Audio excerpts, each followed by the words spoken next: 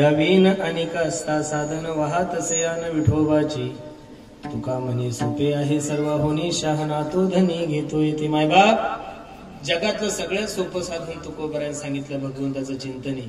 पण लक्ष देऊन ऐका, इथं सुद्धा जगद्गुरु तुकोबराय म्हणतात सोपं जरी असलं हे ट्रबल कमी करतात यायचं. सोपं जरी असलं तरी जगद्गुरु तुकोबराय सांगतात पण शहाणा तो धनी.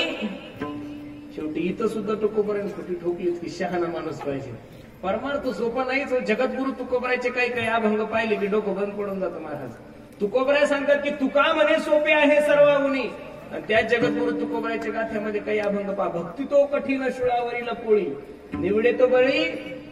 म्हणजे पाहिजे तेवढा परमार्थ सोपा नाही. ब्रह्मज्ञान हे लेकुराच्या दिसत जरी असेल तुम्हाला ते सोपं आहे पण पाहिजे तेवढं सोपं नाहीये महाराज. पण एवढा सुंदर नर्दे तुमच्या आणि माझ्या जीवनामध्ये प्राप्त झालाय ना, त्या संधीचं सोनं करा मायबाप. बरोबर 8:30 वाजले. अभंगाचा शब्दशः अर्थ मी तुम्हाला सांगितलाय. मला वाटतं छत्रपती शिवाजी महाराज 10:30 ना का 8:30? 10:30.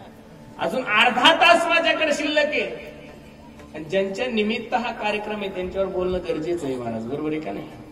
कारण की छत्रपती शिवाजी महाराजांच्या नावाने